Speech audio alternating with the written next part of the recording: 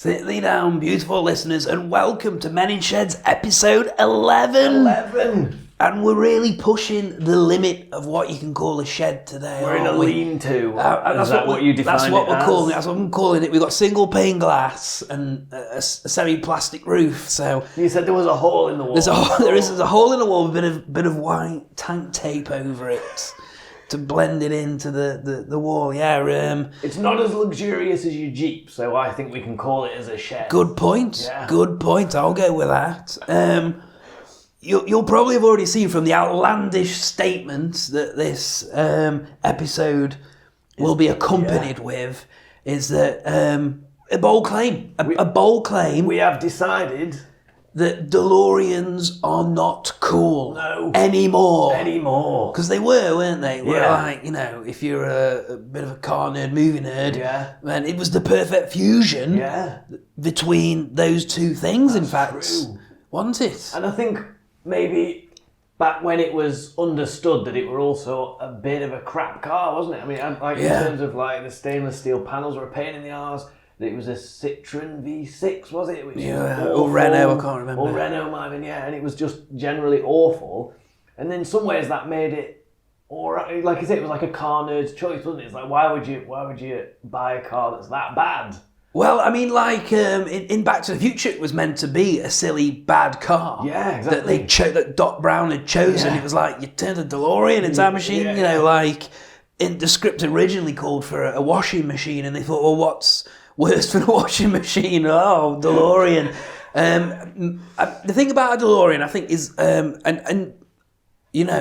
people will be getting upset and angry what they're hearing. Already? And I understand even that. A minute in or something. If you look at a DeLorean at face value, like if you look at a side profile, the back, the front, in blueprints or a nice photograph, they look amazing. They look incredible. They are. Absolutely brilliant. Beautiful 80s design. And gull wing doors are always exciting. Always are. We've got a thing for that. Everyone, that's become like an axiom that we all spread, that gull wing doors are brilliant. So you never go wrong. But it's when you see one in person. Yeah. Or if you see video footage of one driving down an ordinary road, they are a weird shaped car. Yeah.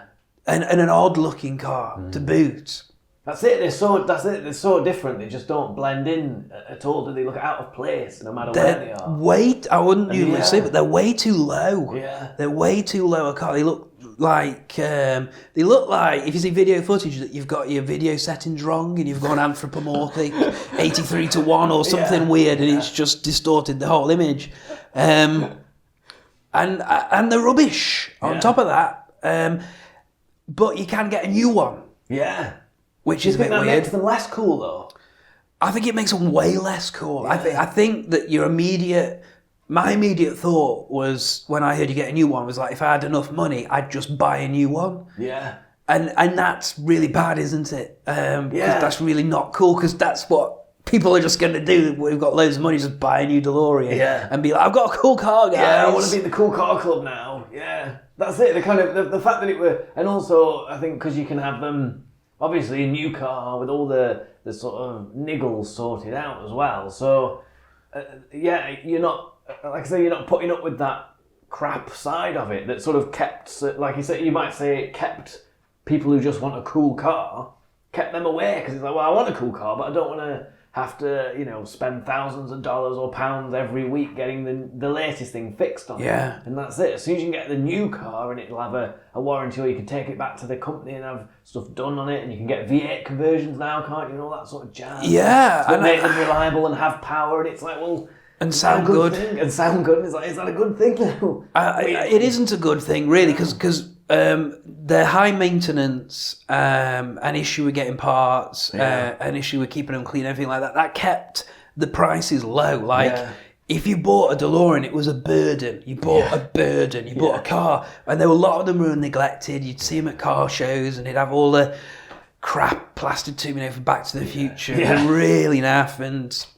You're gonna buy one and hack the food mixer off the back. That's it, and they were really badly maintained. And now you can maintain one really well, like it's a Mercedes, new old stock parts and stuff like that. And well, hang on a second, that's going to drive value up. That's going to make them even more cultish than they started before. Objectified, maybe, Yeah. And for those that don't know, there's a place in Texas run by a Brit, isn't it? I think it is, yeah. And he basically started buying loads of DeLorean parts stock. Yeah. And he ended up filling 2 warehouses full. Basically recreated the DeLorean factory in a way. Yeah. I don't know how many cars he can build out of that. I don't know. I'm sure I heard a number at some point. It was quite a number that they could build essentially from the parts. And I suppose stainless steel, the cars that are out there already, they maybe not gonna. Exactly. I mean, that is the benefit of of stainless steel, especially in Texas. True. For those that have not seen it, I mean, they literally have got like the racks that the original factory would have had with doors on them, and they've got all the parts, all the fuel injection systems and everything. It's amazing, really, It is an incredible thing. It is. I don't know how much of a one-off story it is with DeLorean, the way it got shut down. Yeah. And we have it on authority. Yeah. You heard it here first. Authority. The presses are at the bottom of the Irish Sea holding down fishing nets. Yeah. So it doesn't look like they'll be repressing any parts anytime soon. But it's 2017. We might not need to be pressing parts. They might be 3D printing stainless steel. They'll be like composite, won't they? But well, that's a topic for another day, I think that one is. And basically what we're proposing is that there is a cooler alternative. Yeah. And this isn't like that we've kind of sat down and done some kind of Excel spreadsheet or anything like that. What it is was I was walking around town and I saw a Mark II Sirocco GTI 16 valve. And I was dead impressed. I mean, I was like, hello. It were a bit lowered, it had good wheels. I think it were beige. Oh, that kind of goldy beige. Oof. Yeah, Goldie beige. So I think that's what it was in the options. Beige, Goldie beige, racing green and Goldie beige. And it were dead cut. And I was like thinking, because a lot of people compare them to DeLoreans. If you're in the scene. Yeah, it's kind of, I guess, like similar shapes. And it gets sadder than that. Really? People do them up like Back to the Future DeLoreans. Really? Yeah. Oh, Back to the Future Sirocco. Which should be illegal. Yes. It should be absolutely, completely illegal to make a movie car and use the wrong base. And it happens a lot. The Ecto 1 and the Ecto 1A is the biggest abuse. I mean, people take, I don't know, I saw Chrysler 300C done up like the Ecto 1 from Ghostbusters. It just doesn't work. Capri's done like the V8 Interceptor or the black on black from Mad Max.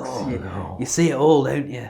And it should be, but I do think it's cooler. Merits, you're saying, I think the Sirocco, the Mark II, it has to be the 16 because you get the body kit on it, and that really makes a difference. Like, we were looking at it earlier, weren't we? So the Mark 1 was Gigaro, wasn't it? If that's the way. Apparently, And that was a very clean design, wasn't it? But in that very Italian style, and like you say, it looks very 70s. Yeah, that's it. Once you get to the Mark II. And that kind of, body kit and just a little bit of a dender here and there, it kind of beefs it up a bit. It really epitomises that 80s styling. Yeah. Maybe not as much as a DeLorean, I don't know. But it looks way more in proportion to like today's environment when you see one driving around. And, it's probably a better car, I hate to say it. I mean, it's front engined, front wheel drive, and whatever, but who cares? Yeah. But we were looking at pictures of them earlier, weren't we? And going back to the 80s thing, it is definitely an 80s car because the barometer is if you can have it in red with black bumpers or black with black bumpers and red stripes. It's got to be a combination of black and red. If it looks schnizzle like that, it's an 80s car and it absolutely nails it. Yeah, the red ones with black bumpers and like I said, it was lovely. 16 valve badge in red. Of course, as the law states. Exactly. You do an 80s car. And I guess that now you could probably put all kind of multitude of turbo 1.8s in one and... someone will shoe under VR6 in at some point for noise. And wheels now. I mean, you got endless choices of wheels, haven't you? So although BBS, obviously, but I mean also the flat Corvette style wheel of the 80s, the Turbo Vector, I think it was it I don't know, I'm getting that confused, might be Turbo Vectors, and they had that slab look with the air. Yeah, just the little air slits, scoops or slits, the around the outside. Yeah. I reckon, I'm sure there's some absolute belters out there from a quick Google image search suggests. Yeah. There's some quite a following. The only problem is you are going to be part of the V-dub scene. Exactly, I was going to say, I mean, this is hard for me to agree. So you've got to stick like a 3 foot high Dubmeister sticker in Gothic font across your windscreen. Your lower half of your windscreen and talk about stance. And I don't know. Like I say, it's hard for me to agree with you in the sense that we're talking about a VW, but I do agree with you. I think I don't think I'd recommend a VW, a classic VW, in any other circumstance. No, I think you're right. Because of the whole cult of VW and everything that comes with that. I think I get the impression. I don't know, but I get the impression they are a bit of an outlier. Like I wouldn't.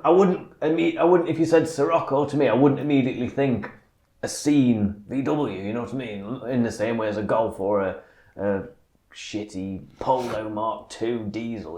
That's been lowered. And anyway, but a Sirocco, it's kind of a bit of an outlier. I think it maybe gets away with it, doesn't it? I mean, yeah. I think you're right. I think people go for the Golfs and, like you say, the Polo GT, which is a great little car, Do you think maybe supercharged G40, was it? But there's that thing with scene, isn't there? Really, is like with VW scene, going off topic. But it's like there's two sides of it, isn't there? Really, there's the people with shed loads of money buying original campers at like 30 splitties and all that sort of stuff. Porsche engine splitty, and then you've got like, I bought a Lupo.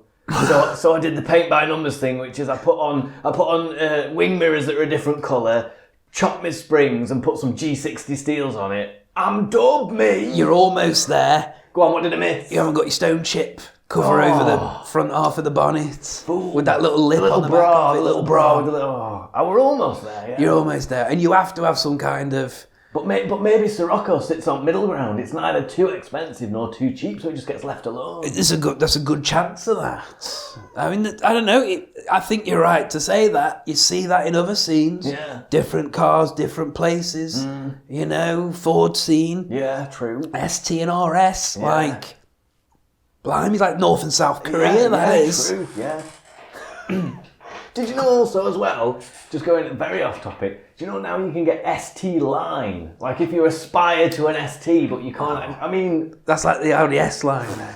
So you can dress it up like a... But I mean, it's a Ford. Blue collar worker. But even like blue collar cars have now got to be aspirational, and you've got to have an ST line. I can't afford the ST. The ST line, that sounds like slang at a sexual virus clinic for the people waiting to be tested. The ST line. Get in the ST line. You're third in the queue when your ticket comes up.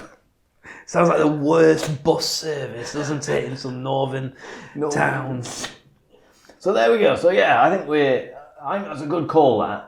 And I think we've successfully argued that point. I think we're sticking with it. Yeah. I think it's a good argument. I think I want to put it out there. It starts here. Yeah. It starts here because I'm not hearing it anywhere else. It starts here. Deloreans aren't cool. Go and buy a Mark II Sirocco GTI 16 valve because they're cooler. Soz, yeah.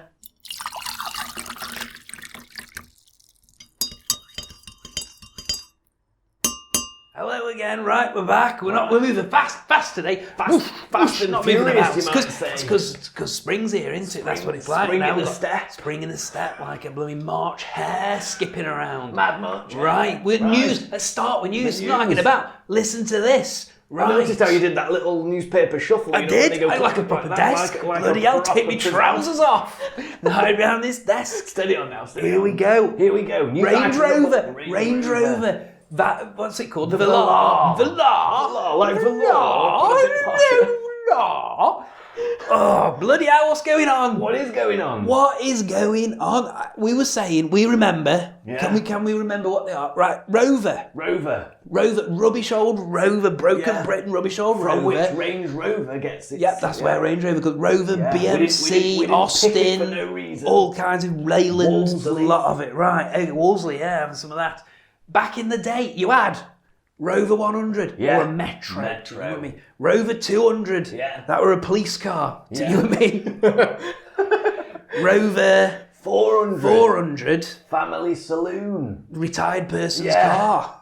Didn't see any of those. My granddad had 2 of them. And then we went full Rover. Was it 800? We gave full 800. Vitesse. 800 You might say that were traffic police. That were traffic police. You had to work your way up to that, Yeah, didn't you? if you didn't get a Volvo T5. And then you had Land Rover Defender and a Range Rover. and a Range Rover. Yeah. And we reckon that were it. That were it. That were it. That was 6. Yeah, they slotted the disco in a bit, but I mean... Oh yeah, you got a Discovery in there, maybe 7. Maybe 7 at a push. Yeah. But there were only one Range Rover. There only one Range Rover, yeah? And really, you could argue that in Land Rover, fair enough if you didn't want to put up with a Defender, you had a disco. I mean, there wasn't a reason behind that kind of thing. And it was still, you could hose it down with a hose and all that, you know, that kind of thing for when your horses had been climbing all over it. Or I don't know, you know, your pygmy horse or whatever. Yeah. But now, they've out-rushed and dolled everybody. I think they might. Well, they're on their way, aren't they? Yeah. 'Cause we can talk about what other people are doing, but Yeah. with this velour that they've done now, Can we call it the velour? let's call it the velour, the bloody Range Rover velour. Velour. You've got Evoque, Yeah. velour, Sport, Yeah. full fat Range Rover, and then you've got full fat extended wheelbase. Extended edition, director's cut. Director's cut, yeah. Extended edition, full widescreen, ultra HD. Dolby surround sound editions. And that's like 5 models that they're just Range Rovers now. They're just And I was Range saying, wasn't Rovers. that I think somewhere in the press release or something, they'd identified white space. I use that in inverted commas. White space in the lineup, and slotted the velour in there between the Evoque and the Range Rover Sport. Madness. And then, like, what was I saying? So you got all them, and then you've only got the Discovery Sport. Oh no, you got the Discovery now, haven't you, as well? Oh my God! You got the Discovery. What about the Evoque convertible? Is that out yet? Oh yes, it is. Oh yeah. God forbid well, you that's ever like actually see. 8 or 9 different models they do. And the thing that's is- more than Rover. Yeah, more that's than more than Rover Rover did did. entire in their product range. And the thing is, although the Discovery Sport and the Discovery are technically Land Rovers, they've got the same face. Oh, well, So they have to be, you have to count them in the range because they all look the bloody Is there same. even such thing as a Land Rover now? Like the Land Rover is now the Defender. It is what the Defender was to Land Rover. It's like Land Rover is now just like a model within the Range Rover range. But did you notice as well that they've? I think Range Rover still do it, but they swapped it. You know how Defenders used to say Land Rover on the bonnet lip, Oh yeah. and they changed to Defender. Oh God, here And we like, go. Here we go. Discoveries used to say Land Rover on it. They say Discovery. And now they say Discovery on it. Right. So like you say, like that There tier we of go. Land Rovers, Range Rovers is disappeared. I mean, I can't bring to mind whether Range Rovers have Range Rover written on. They just have the price written across the front of I them mean, I now. can't imagine seeing one with Evoque written on the bonnet lip. That would have to be a bit weird. There's a scoreboard in the back window of who's spent the most money, or Evoque, £45,379.63. That's what you want on your bonnet lip. madness. And if you've ever sort of played with the spec builds on these things as well, it's amazing. You can like get a base spec Range Rover and like double its price pretty much. I know that's not that unusual in that kind of luxury area. Yeah. Or like you say, you can do the full aspiration and get your Range Rover Sport with a 2-litre diesel in it. Bizarre like that. Just like put me 22s Sport. on. I want me 22s, me tins, Yeah. and a 2-litre diesel in it, Yeah. please. Yeah. I'm gonna buy it in white and then get the roof and bonnet done in black Yes. for the Stormtrooper it down in Walsall with some aftermarket 22-inch wheels with like summer only tyres. Do you think we might be? Do you think we might be not disguising our disdain? I just quite think they've well? become a parody of themselves. They've got no sense of humour. No, they're very serious vehicles, aren't they? All of them. They're just up themselves. They really are. And they really need to start, just doing. I mean, the Sport were good because when he did the Sport, that was like we've done a sporty 4x4, and it was completely stupid at the time. It was a bit Larry, wasn't it? It was really? ridiculous. But that's now refining because it was like you could buy an Overfinch basically from Land Rover, and it was like very exciting. But now it's just part of the course. They do something a bit. I mean, the Evoque convertible's I kind of like that they're doing a convertible, because there's a convertible for before is dying out, and I always thought that was a staple thing. Yeah, this was the interesting thing, because I can't remember where I heard it the other day, but someone was saying that really you can't argue the Evoque convertible, because SUVs, you could argue, started out majority as that's my argument. Top, that's my argument. So really, it should be all about the convertible. I was thinking of even doing a whole subject on that whole, like, you know, the 4x4 rag top thing, and maybe we'll revisit it. We should do that at some time. But yeah, and you know what? The other manufacturers are not excused from this. Yeah. I know that Chrysler have separated Ram and Jeep from their product line. You can now get a billion different versions of a Ram pickup. That's its own brand. Yeah. And Jeep, of course, has got the Renegade, the Wrangler, the Cherokee and the Grand Cherokee. Yeah. That's 4. Are they still doing like the Patriot, or... No, I think that's all been dropped gone now. I think it's all... I don't know, because they did all kind of Commander and these weird... Like... They look like kit cars that people made out of her. Like, what the hell? They got like grab bars in the weirdest places. So you could pretend to be a Navy SEAL going to Sainsbury's. It's And of course, the kind of, you know, Range Rover finding this white space and filling it is what German manufacturers do, isn't it? The niche thing. They have led the way downwards, haven't they? Exactly. Well, I said to you this morning, I had to avert my eyes. I stumbled across an Audi Q2. I thought they'd done a Q1, but I think maybe I'm thinking wrong. Maybe I'm thinking of the X1. And that's what it is. I'm thinking of the X. So now they've got a Q2, a Q3, a Q5, a Q7. I don't know. Q2 sounds like, you know, you'd say, don't go in there, I've just done a Q2, give it 5 minutes. I think they've done a Q8 now as well, which is quite ironic, really, with the petrol stations called Q8. Probably quite apt, Q8. Anyway, bollocks to Range Rover. Bollocks to the lot of them. Enough of it, because, you know, let's just have let's just keep some sanity. Can we just have simple ranges, please? Because it's getting impossible to keep up, and we can't have all this. It's like accessibility for everyone. Yeah. If you can't, if you can only afford a top of the range Range Rover the Evoque, and you can't afford a Sport, bollocks to you. You're gonna have to pick. You can't have an in between. You got morph the two. You can't do no. You can't. You can't. In other news, depressing, negative. Oh, I don't know actually, or maybe I think that first one was quite depressing. Well, continuing the depressing. Insurance prices are going to soar. Oh my God! We've heard it all before, but this one's quite interesting. So it was interesting researching this, because it were like doing a bloody masters in mathematics, trying to work out. I'm going to try and simplify it as I understand it, and I might be completely wrong. But right, why don't you explain it like you explained it to me in words of one syllable or less? You understood it. I might be wrong, but you understood it. I did. So if you have an accident and you end up with a life-changing injury, and I don't know how that's determined, you get a payout. You get a lump sum payout from the insurance company who whatever did it. You know. Maybe they hit you in a Range Rover Velour, looking at themselves in the mirror too much. So you get a lump sum of compensation. And what's interesting about this, I didn't know this, but the claimant doesn't get the entire lump sum. What they actually get is you get a discounted lump sum, which compensates for the fact that they're going to earn interest on that amount. So if you get, £500,000, you can earn, if we were to go back, let's say 10 years, you could have earned like a good 5 to 10% on that per year. Yeah. Well, that's, you get over your lifetime, you're going to get a lot more than 500,000. Well, that's tricky. You could argue that's a bit tricky, because I've only just thought about this, but that's fair enough if you don't have to spend it in the, you've got to live off it. Yeah. Think about it, like if you've lost both your legs. Yeah. You're going to have to spend a chunk of that to make your home accessible, wheelchair accessible and all that. So maybe you haven't got... Quite right. I mean, that's what it's for. Yeah, that's what it's for. And you're not able to earn money and all that. Yeah. So, it's no windfall. Yes. I wouldn't get in a life-changing accident. Absolutely not.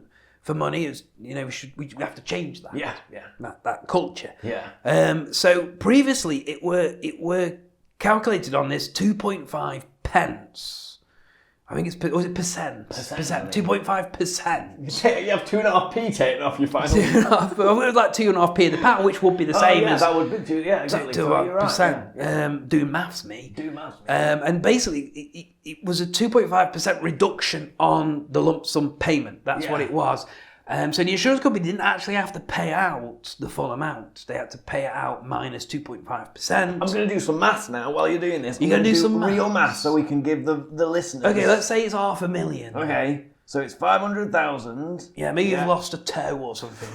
Maybe I don't know what that equates to, an ear. And we're minusing 2.5%. 2.5%. Minus 2.5. Do the maths. Do the maths in my head, I promise. So you'd lose 12,500 12 grand. Yeah. So your insurance company saved 12 grand on that payout. The grabbing bastards. Grabbing insurance bastards, a lot of them. But they, of course, are happy as anything, happy as Larry, because they've got about 100 of them a year. Yeah. And they're just, saving champagne at the shareholders meeting and all packet, that. Good, bastards, a lot of them, but good for them.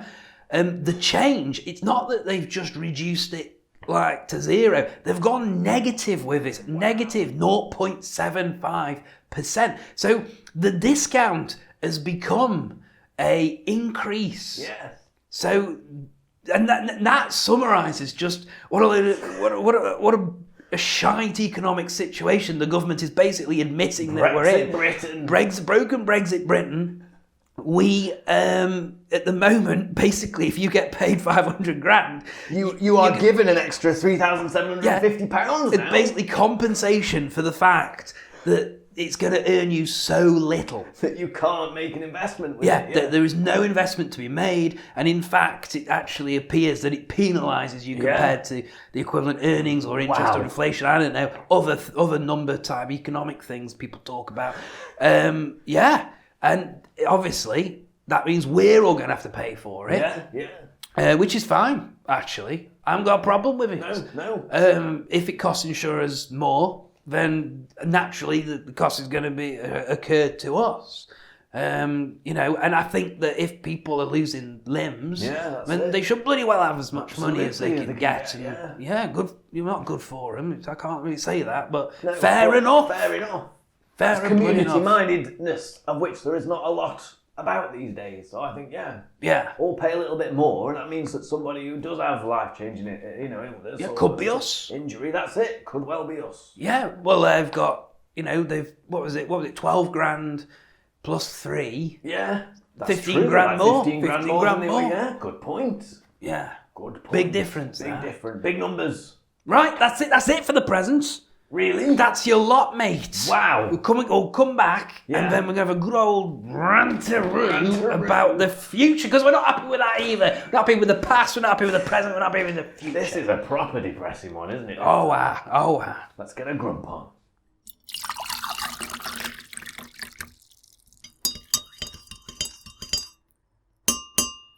Wait up, hang on. Right, okay, we missed one out. We're getting We're so grumpy. We're so damn grumpy. We can't be stopped. Motoring misogyny. Which is another grumpy topic. It's a grumpy topic, but we're going to change the world from this lean-to. We're going to bloody change it. You saw this, so I want you I did see this on a website that will always remain nameless.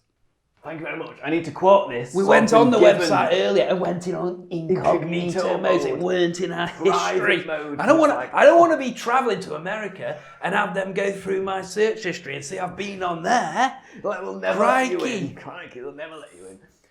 Was it now a couple of episodes ago?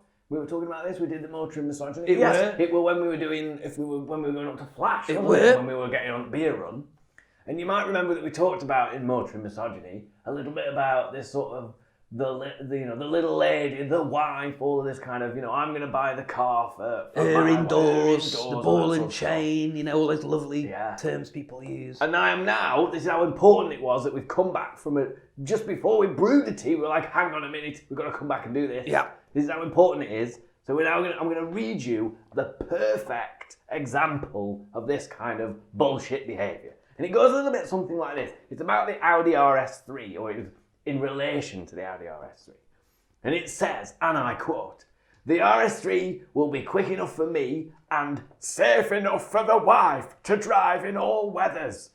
Don't get me wrong, I love the BMW M2 and M4, but I wouldn't feel comfortable with her indoors using it over winter. She would have it in a field. What a pig! What a... Oh, I almost... Oh! Right, let's wind that one back in. I tell you, we can't do motoring misogyny and use that word. Good point. We can't, no. What an arsehole. What an absolute... That'll do. Nuclear grade arsehole. And you see it a lot, don't you? That was... I didn't want to read any further because there were other examples in that very thread, never mind in other ones, but I thought that's a good one. That was a nice long one because a lot of them are just like, well, for the wife I bought, but that deserves us coming back. It does. It deserves pointed out. Yeah. With a dirty, grubby little finger in That's the face it. of some sad little misogynist. Yeah. Some sad little chauvinist who thinks he's so amazing behind the wheel. Dab of Oppo in his M4 around, but his little lady can't be doing that. And what a load of bollocks. I mean, it shows such a lack of understanding about cars because you could argue, I accept the argument that this guy might have a partner and she just doesn't like driving. And I can understand if we went back 15, 20 years, you'd say, you know what, I don't want you to have in an M5, in the ICE or Porsche 911 Turbo, Porsche 911 Turbo, Widowmaker, that's exactly misogynistic itself. But but I don't want you to do that because you're a driver who doesn't, is timid with the old rear wheel drive. That's fair enough. But in this day and age, in a bloody M4, you don't drive an M4. No one drives M4s. No. You can't drive an M4 because it's a computer game. You're just driving a computer game, you twat. I mean, when was the last time, there's a good point, like I say, a bit misogynist, but when was the last time you heard Widowmaker applied to any car in the last 20, 25 years? I mean, for God's sake, M2, M4, like I say, it's got traction control, it's got a torque vectoring, it's got all this bollocks. It's like, you don't get in it and it immediately tries to spit you off the driveway into your field or something. There's no Lotus Carlton. Yes, exactly. I mean, I got so angry I forgot what I was going to say about it now. That's proper anger, that is. The only time blokes like this actually ever go out of computer game mode on these cars is when you see them at some meet-up. Cars and coffee, booting it around a roundabout and going straight into a lamppost. Yeah, that's it. Because it's the first time they've ever actually turned the traction control off. Let me go into iDrive and turn it up to full 500 horsepower or whatever it used to be when you used to get there. And then that's it. And then 2 minutes later, watch this. You see them every car and coffee meet. Pretty much, or not everyone. That's not fair. That's Mustangs, that is. It's not just Mustangs because I have a habit of watching these videos, and it is BMWs. It is everything in between. Porsche. There was a Porsche the other day. It's the ultimate driving machine. It's the ultimate driving machine. Well, the ultimate self-branding machine. But proper twat. There are plenty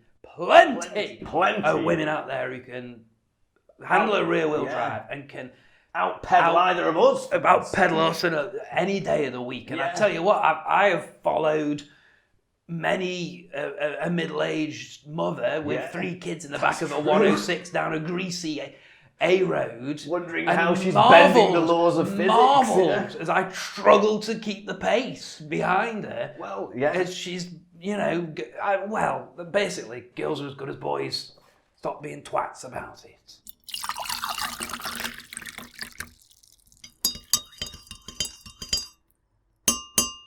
Welcome to the future.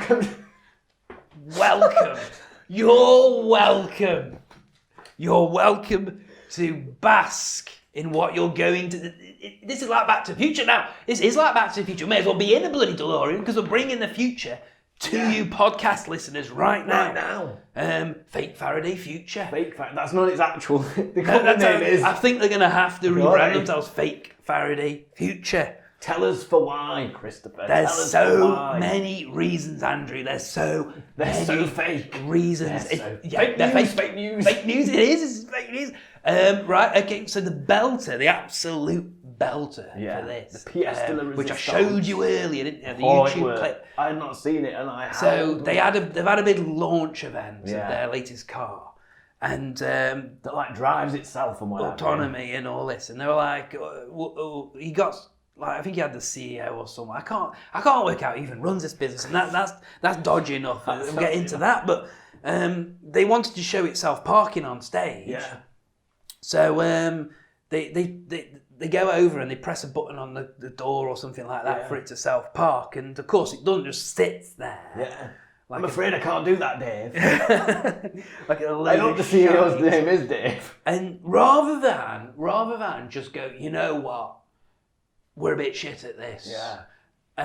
Because to be fair, didn't it do it in the parking lot before? Probably. I don't so know. it could have just said, well, it worked earlier, so we live sorry in you weren't there. We live in a day and age where the next day or later that evening you can just show it working and put that video up. Yeah. We live in that age, Exactly. and everyone that's going, in Faraday Future, you could just go, but humble, the humblest of pie.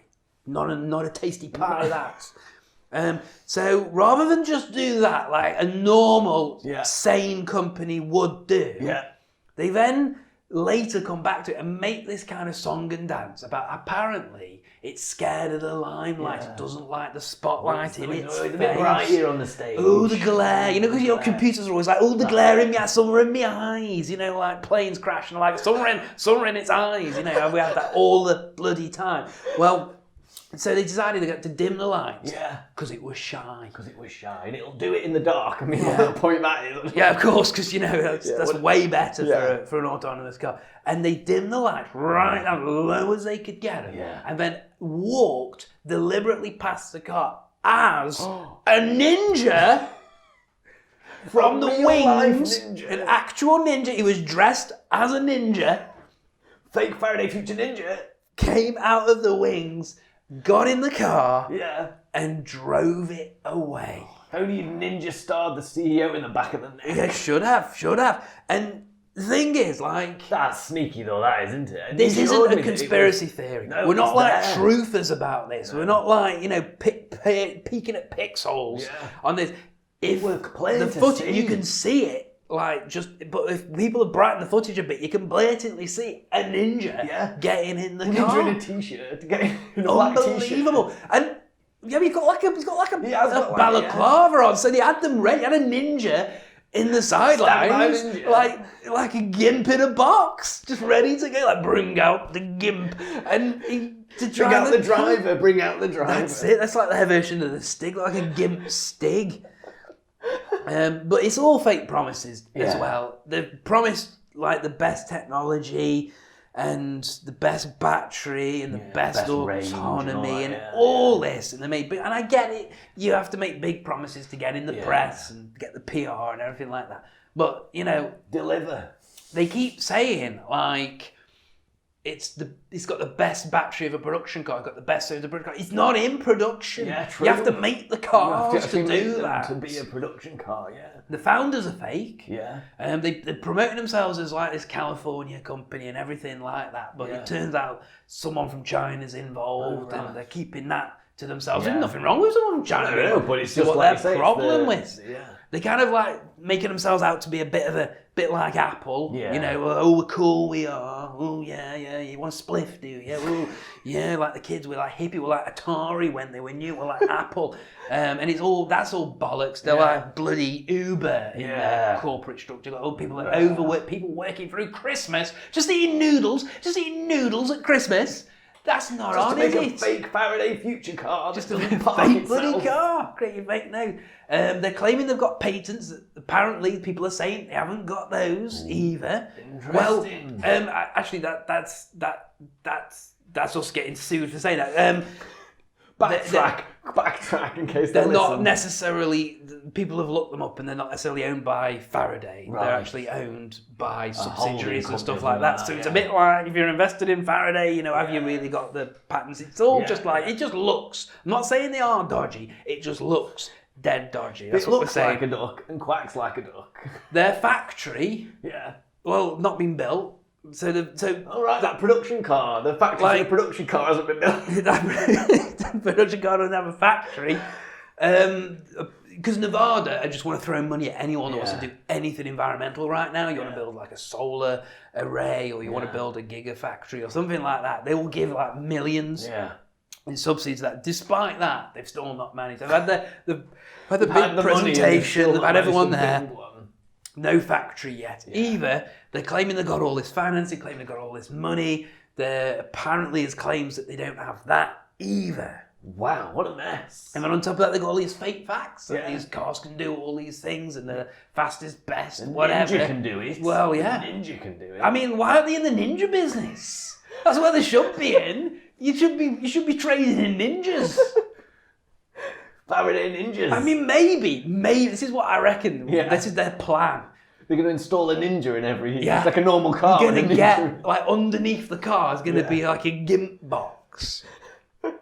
And then when you want the car to do autonomous things, it just drops the GIMP. Drops the GIMP in. And then your fully automated onboard ninja will manage you for at least scrabbles out. Yeah, and he's like, he just drives off and just pretends he's not there. And you go, bloody got this autonomous car. Sitting in the seat lower than your average 18-year-old. That's it, yeah. Did you hear stomach growling? Did you hear that? And that car, it's autonomous.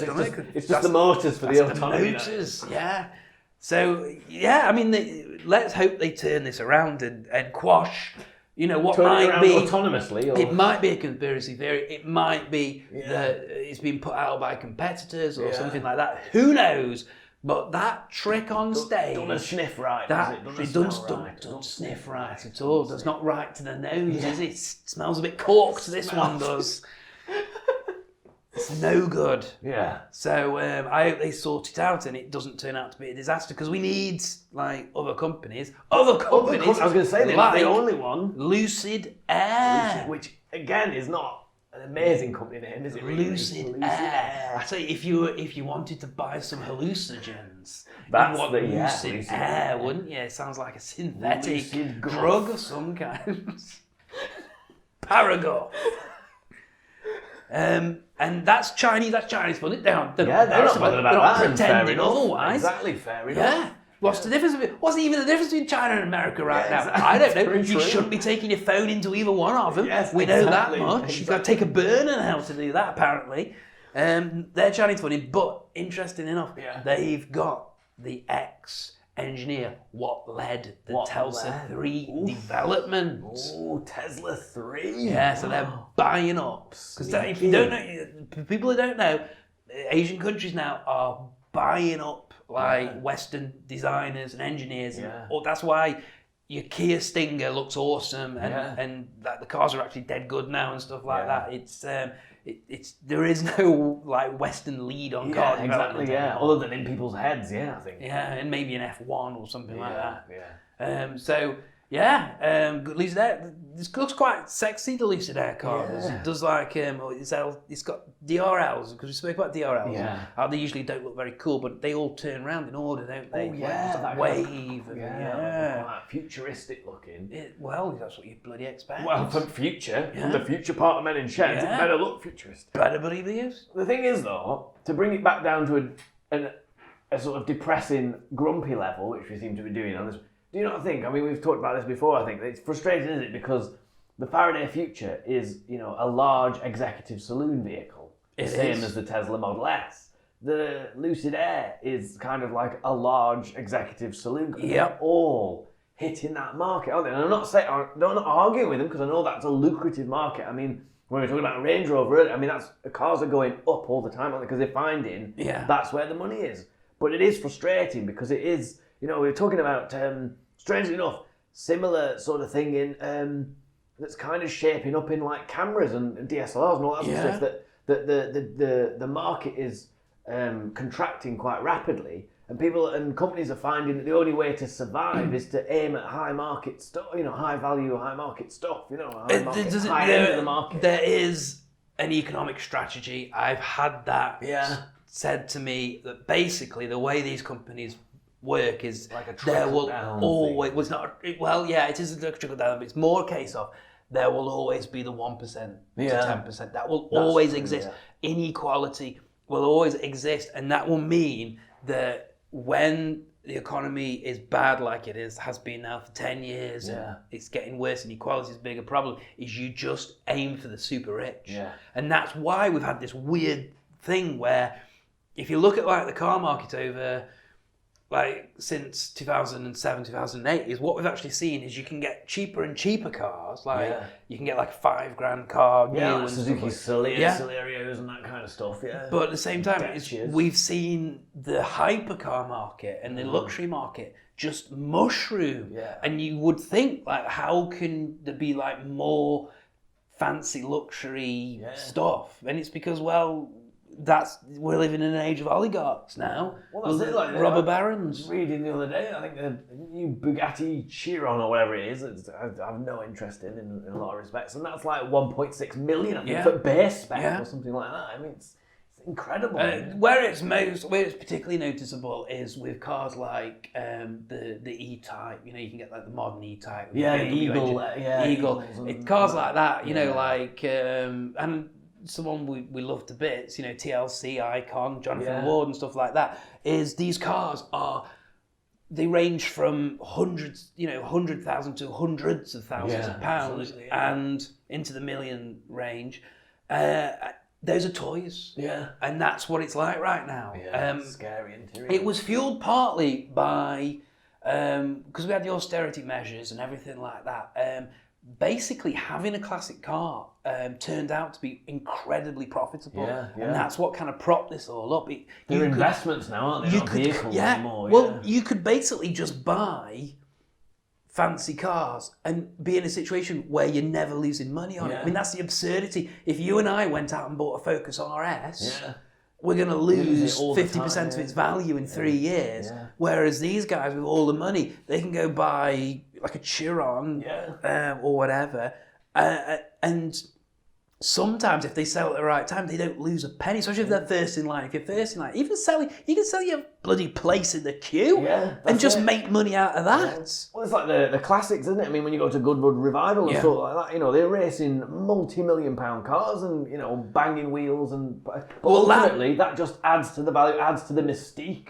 You can't lose. You can't. I was fascinated by that because on face value, you see like a £10 million Ferrari, 250 or whatever it is. Rubbing wings with a £5 million something like that. And you just like, how can they afford to race these things? And what Andrew says is, I've had that confirmed by someone who's close to that world.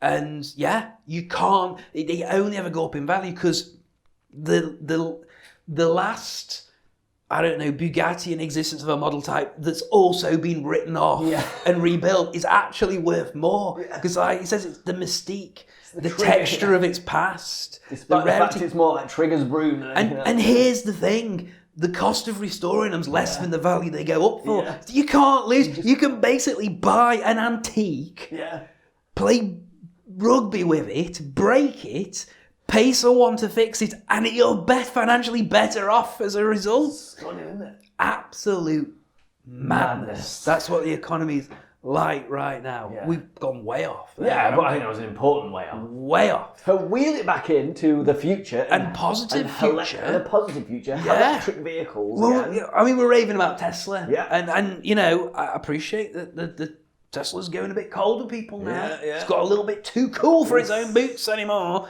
And there's a lot of people that are a bit like, oh, Tesla, I've had enough of it. It's not perfect. It's not perfect. But there's a new... There may be a remedy for that.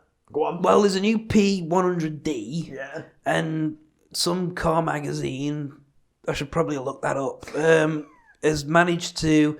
It's done 0 to 60 in 2.8 seconds. Which is on road tyres, I imagine, which is just insane. Yeah. It's not ludicrous or insane, it's something maybe above that. Have they got a mode above? Wasn't it insane and then ludicrous? I think it's just enough. Enough now. Just stop it. Hold your organs mode. We were having a bit of a chat earlier, weren't we, about 0 to 60 times. Yeah. Group B cars when they became rallycross cars and got tuned up to buggery, and we looked up that long-standing 0 to 60 road car record, which that RS 200 Evo held for a very long time. 12, 13 years, I think. That record was 2.1 seconds. Yeah. So you can now buy a saloon car, which you charge up with a power cord. Yeah.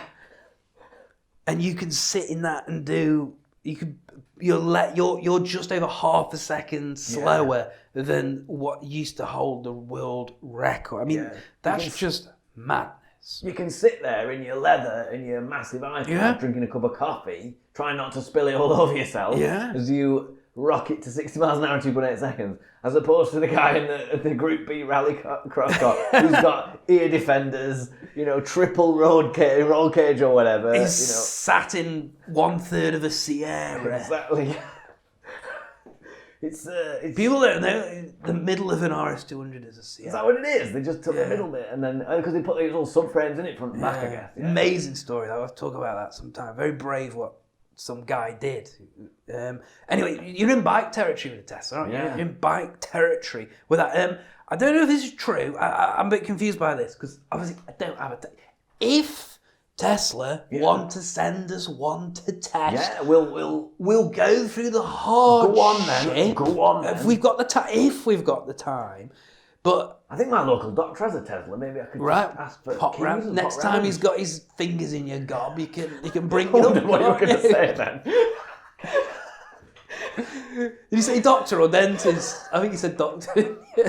I'm glad I thought it was dentist. If he's not going to buy you dinner first, you may as well let you have a go at his Tesla. I'd like to go in a Tesla, but there's only so far I'll go. I believe when you engage ludicrous mode, which is a bit of an ordeal through the system. You've got this all these yes and no's and whatever. Yeah. It has to cool the battery pack. Yeah.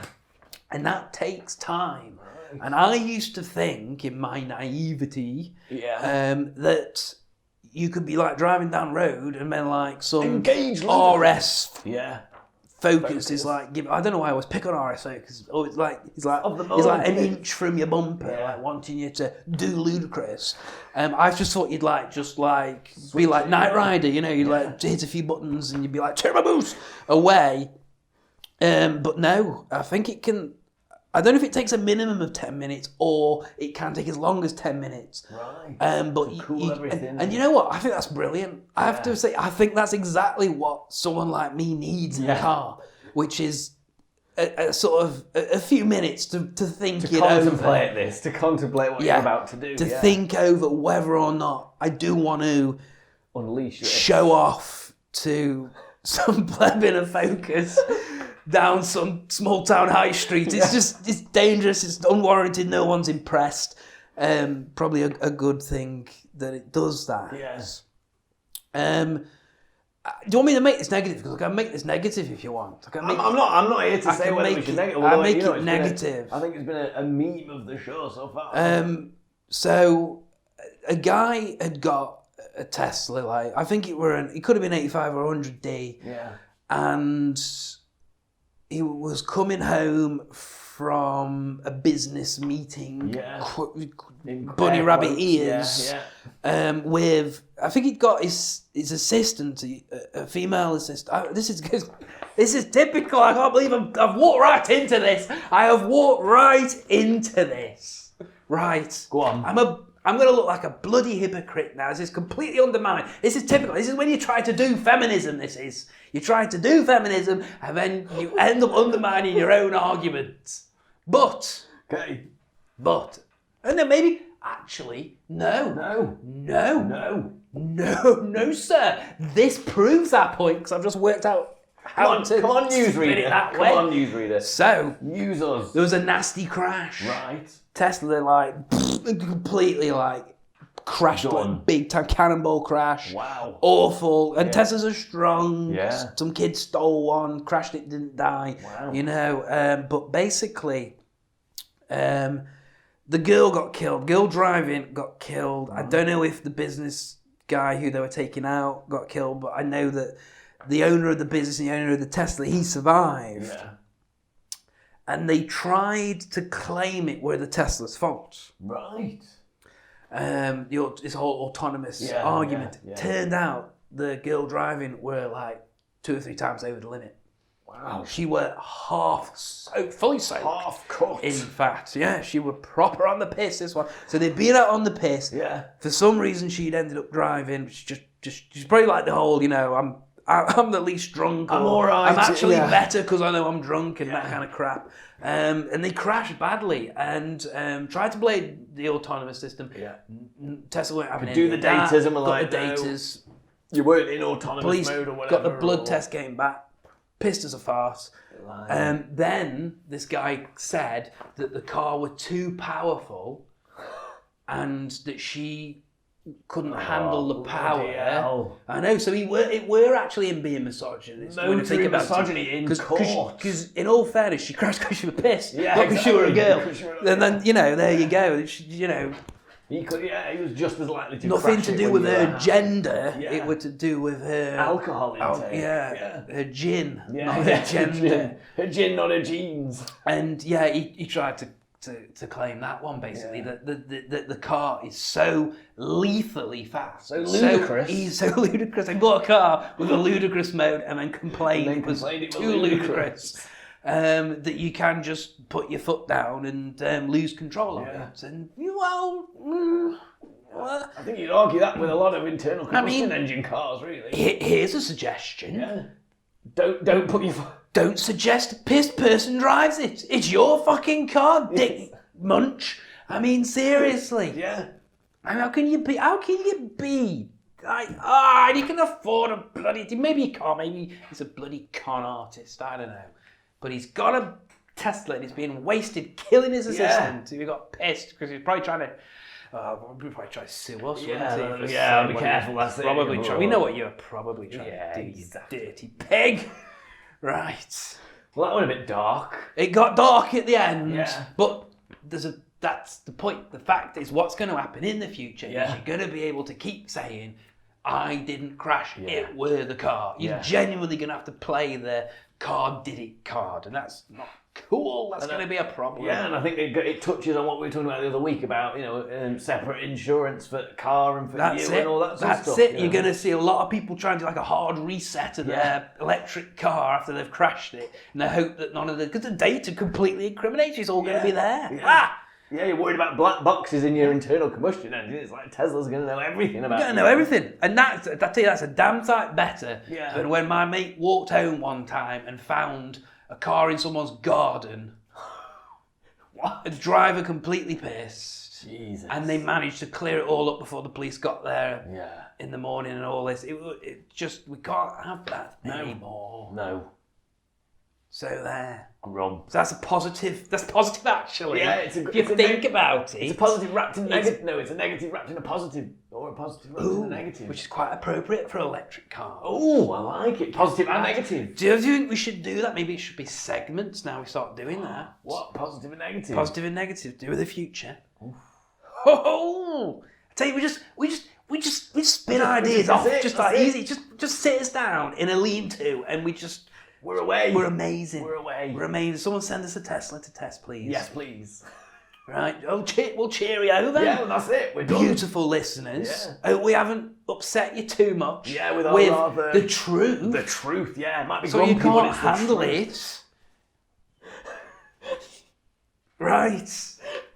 Can't handle the truth. Let's go and have a brew. We're going to have a brew and we're going to play with Dibner, but we're not going to tell you what Dibner. Well, Dibner not who. is. What? You know who? Yeah, okay.